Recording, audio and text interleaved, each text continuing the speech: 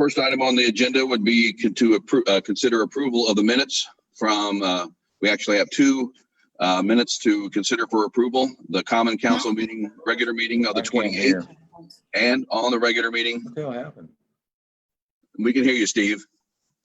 On the common council meeting of the executive session of the 28th. Does anybody have any questions concerning the minutes as presented? If not, The minutes. I would entertain a motion to approve the minutes. Motion. Motion by Kissling, Second. second by Ware. We have a vote for the minutes, please. I Where? don't know what happened here. Aye. Kissling. Aye. Dubon. Aye. Bounds. Yeah. Aye. McFerrin. Apparently, Councilman McFerrin's not hearing our conversation, so we will have to, with four votes on that. Speaker must be off. Okay, we'll continue on. And for approval of the claims, you had a chance to review the docket from the meeting. Any questions on the docket for the claims for 5/12 of 2020? If not, I would entertain a motion to approve the docket as presented. Motion. Motion by Kissling. Second. Second by Dubon. One more, please. Where? Aye. Kissling. Aye. Dubon. Aye. Bounds. Aye. McFerrin. Can you raise your hand, Steve? We can hear us. No, Now we hear you. We hear you now. Okay. I don't know what happened. It unmuted. All right, we're back in the meeting. So we have. Are you a aye for the minutes too? I'm an aye for the minutes also. All right, so we have 5 ayes and no nays for the minutes and for the claims. So the minutes are hereby approved, and also the claims are approved. Next up on the agenda, we will talk with we'll have Transit Director Jackie Leakin come forward. Jackie, if you would come to the table here and discuss the annual transit grant application. So Jackie, welcome to the meeting. Thank you. Hi, Jackie.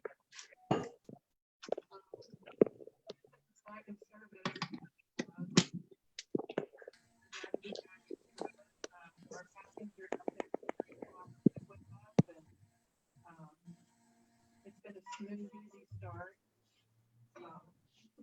You can barely hear. Have to remain diligent and Jackie, would you speak up just a little bit, please? and stress the importance of safe hygiene and protective barriers.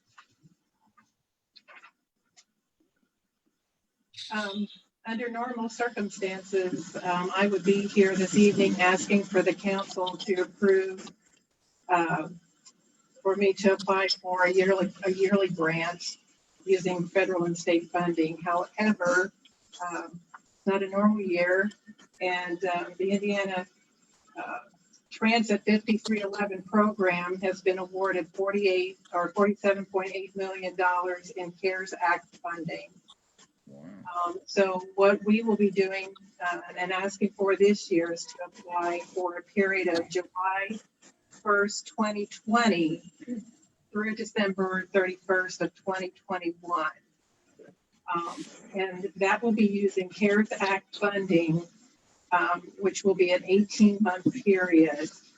And from the letter and in your packet that I gave you from the Indiana Department of Transportation, showed the amount to be $191,612. However, upon receiving all the transit agency budgets and applications, NDOT is going to look at all the agencies' applications. They're going to check for shortfalls or overages for each agency. And if everybody puts their budgets in looking pretty true and accurate, their hopes are that they can cover all agency expenses in that 18-month period. So $191,612 for 18 months. In 2019, we had federal state funding of $80,339, in 2020, we had federal and state funding of $85,300. So that kind of gives you an idea of dollar-wise what we're looking at. There's been a tremendous amount of information that we've gotten from NDOT over the last couple of months. Tom and I have gone over it and we've looked at it, and we're pretty sure we know what's going on. I've talked to some other agencies, and we feel like we're all doing, what we need to be doing to apply for this grant. So, yeah, I didn't know if you all had any questions about it or. Questions about the information from Jackie? So at this point, Jackie, do we need action to approve the applying for the grant then? Is that what we need this evening? Yeah. Okay. Any questions about the action, a motion to approve the application for the Federal CARES Act funding for the Huntingburg Transit Department? Do you have any questions? If not, I would entertain a motion to submit the application. Motion by McFerrin. You have second? Second by Kissling. Vote, please. Ware, Aye. Kissling, Aye. Dubon, Aye. Bounds, Aye. Barron, Aye. 5 ayes, no nays. 5 ayes, no nays. The grant application is approved to apply for. And Jackie, as I think you mentioned earlier when the mic was not quite so loud, we returned to service today and yesterday and seems to be going pretty well. Yes, our passengers are just thrilled that we're back. The employees are ready to be back working. Of course, our numbers are down, but we're going to do what we can to build it back up. And everybody's been very cooperative. And like I said, we've just been diligent, just practicing, good social distancing and cleaning and doing what we can to keep running. So. All right. Yeah. Any other questions for Jackie? Are you limited on how many people you can take at one time? Yes, we are doing that. We won't take more than 2 at a time. We have cautioned off the seats behind our drivers that are right behind our drivers in our big vans to keep our drivers, at least that 6 feet apart from our riders. Everyone wears masks, riders, passengers. We disinfect between rides. And of an evening, we spray down all the vehicles and, do that. But we are limiting 2 riders per big van. The small van, that will be 1. So, Good. Okay, great. Yeah. Great job. They were adapting to the new work very well. I talked to a couple of drivers there. They seem to be comfortable and feeling safe about what they're doing as well. yeah, it's a little bit to get used to. But, Yeah. They're doing well. So. Okay. Very good. Any other questions for Jackie? Thank you. Thank you. I see that Gary Ritz is on the line. Gary, can you hear us? I'm trying to have his mic on and asking you to start your video. And as soon as you do that, we can have Gary as part of the meeting as well. But we'll continue on consider a memorandum of understanding for Destination Huntingburg, and Rachel Steckler is here to discuss that. And this is an off. Well, I'll let Rachel explain it. Okay. Hello, I'm here as a city employee and also as a board member of both Current Blend and Destination Huntingburg. To give you a little backstory, for the past couple of months, the 2 organizations have talked about merging.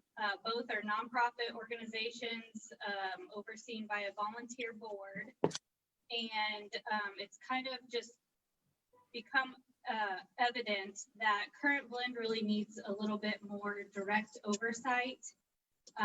Destination Huntingburg, the executive director, Sarah Flamian, currently operates out of that building anyway.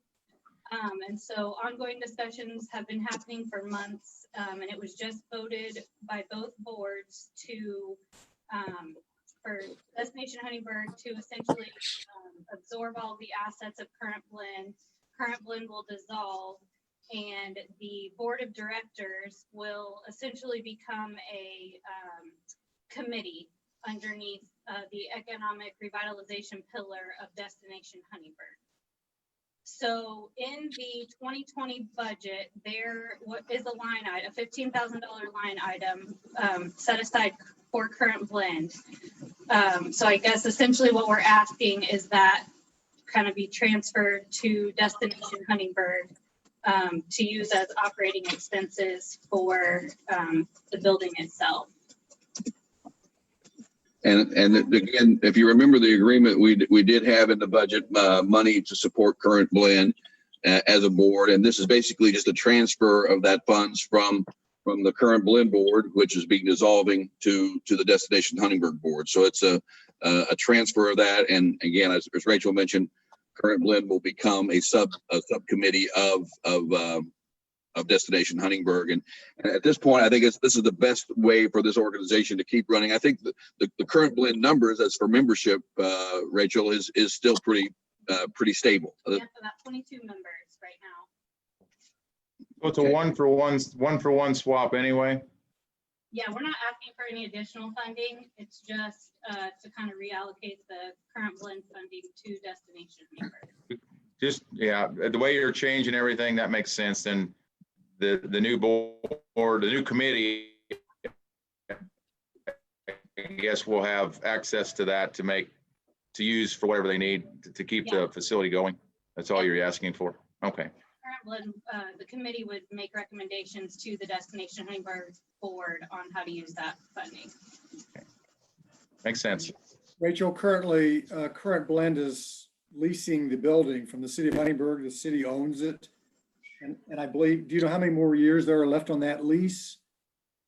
It was to expire this month, I think, Yes. in June.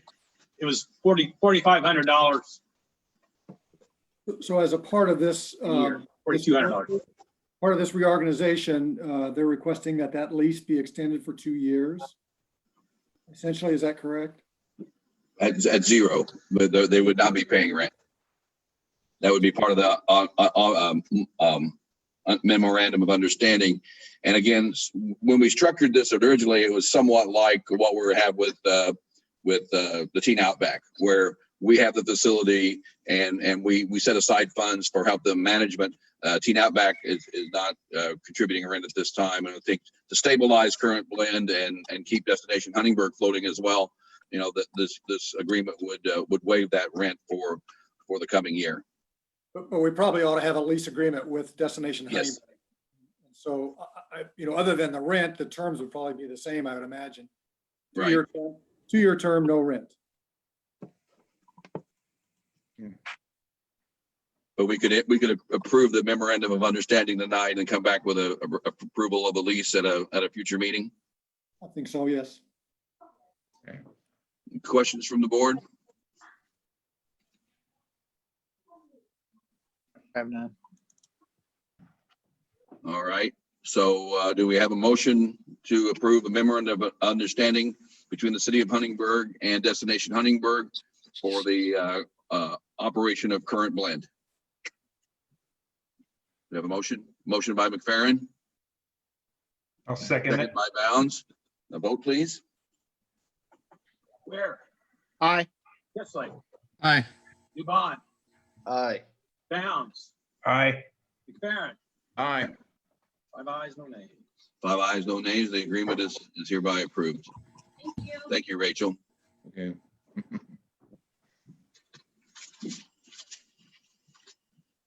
I am going to try to call up Gary Rich now. Teresa, I might shut your camera down here for just a second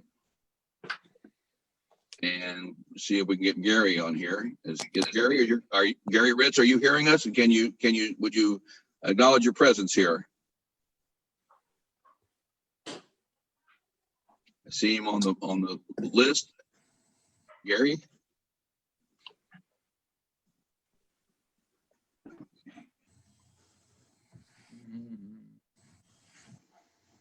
Apparently Gary's not coming in right now. So we'll go back to Teresa.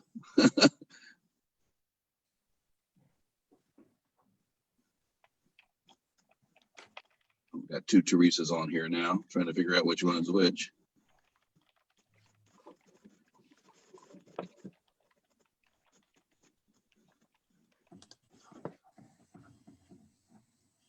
Okay, Teresa's back with us. Can you hear us, Teresa? I can. Can you hear me? Yes, we can. So now we're gonna, there's been some movement on the public hearing for rural development, or a hearing date for public hearing for the wastewater project. Brad Coomer is here as well for the wastewater superintendent. And Teresa, just want to update us on where we are on that. Yes, as part of our funding application to USDA Rural Development, we are required to have a public hearing. And as part of our application, we need to upload the minutes of the public hearing, the sign-in sheet, and the publisher's affidavit. So we're seeking authority to advertise and have that public hearing on Tuesday, May 26th at 5:30. Okay. You should have a copy of that that document in your board pack as well. So And Teresa, will a digital meeting, if that's required, a digital public hearing satisfy electronically? Yes, yes, we've had other electronic public hearings for rural development. Yes. And is there a way to document those that are attending via Facebook or? I'm not sure how we can do the sign-in sheet. I know we're doing at work, we're doing some virtual e-learning, and we can tell who's online and we make a note of that based on who showed up electronically. according to the statutes that we looked at, this has been something that's been done well, done across the state. And I think part of that is there would be a chance to submit questions prior to the public hearing as well. Is that correct, Teresa? Yes, and in the notice, we state that they can state those comments to Tom, the clerk treasurer. The purpose of the public hearing, just to notify the public that we plan to submit application to rural development for funding. So what we're doing tonight is just submitting, setting the date of the public hearing for 5:30 p.m. on May 26th. Is that correct? Yes, that is correct. Any other questions for before we set that hearing? Questions from the board? Glenn? Teresa, if we are granted this money, or so to speak, is there a time frame on when we have to spend it? Rural development requires that once you close on your loan, you have 5 years to spend those dollars. Yes. Okay. Yes. But if I'm not mistaken, the step we're at now is applying for the funds doesn't obligate us to use any of the funds, even if we're rewarded those funds. That is correct. Once we submit our application, we will be issued, if they issue us the funds, they will issue a letter of conditions. We'll have to sign that letter of conditions, but by signing that, it states that they are obligating the funds to Huntingburg, not that we are obligated to spend those. So it's what they need in order to set those funds aside so other communities don't apply for those funds.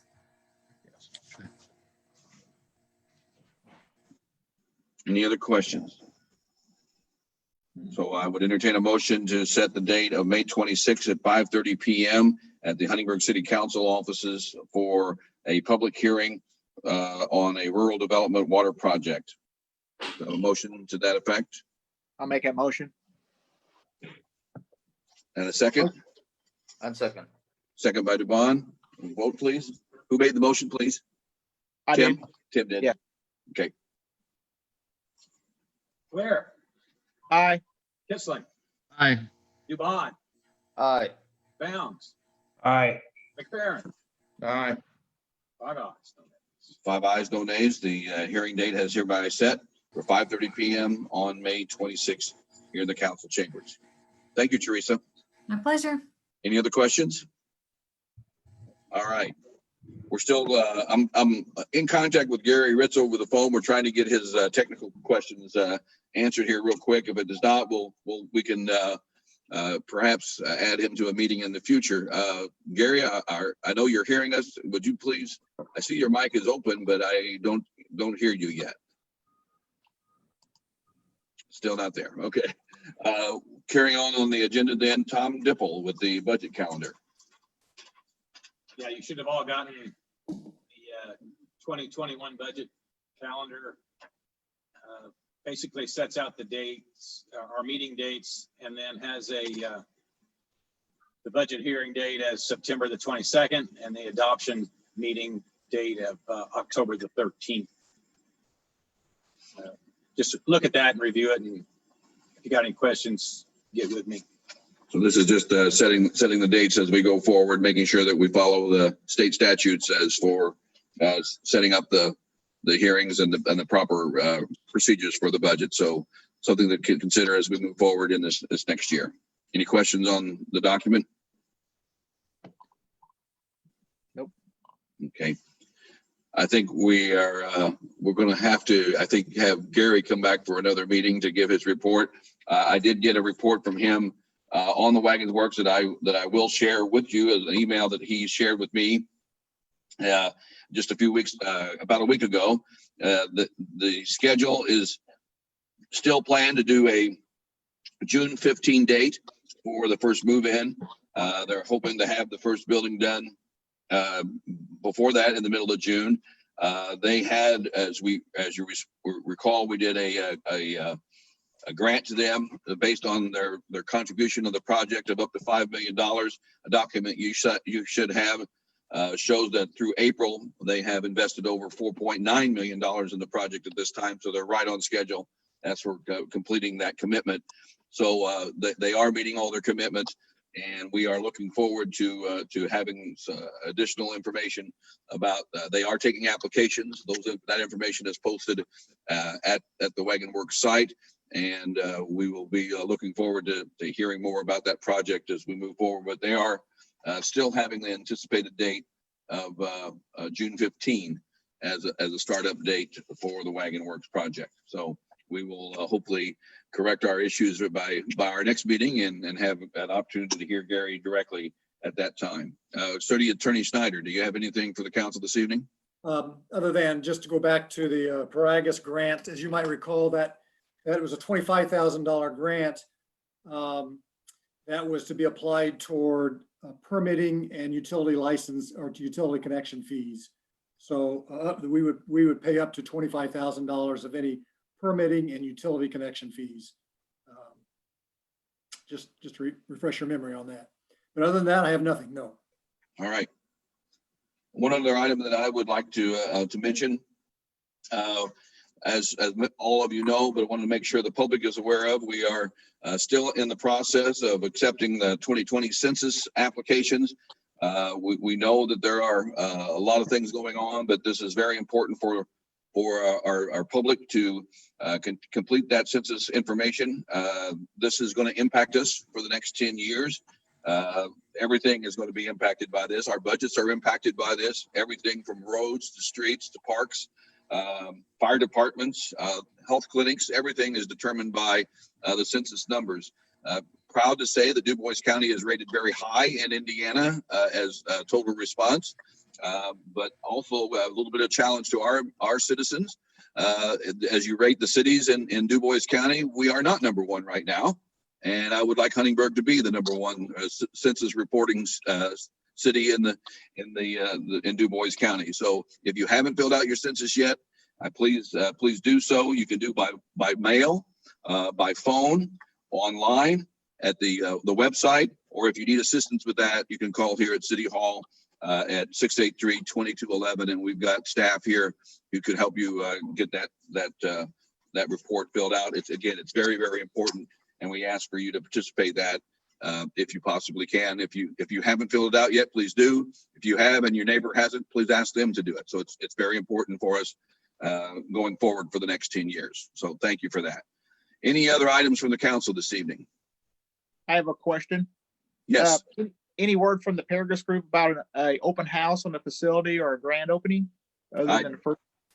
I do not have that date yet, Tim, but we can find that out. Okay, that'd be great. Thank you.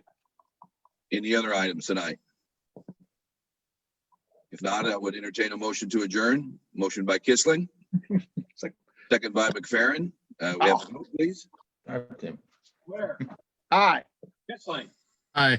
Yvonne, Aye. Towns, Aye. McFerrin, All right. 5 ayes, no nays. 5 ayes, those ayes. The meeting is hereby adjourned. Thank you for your attendance.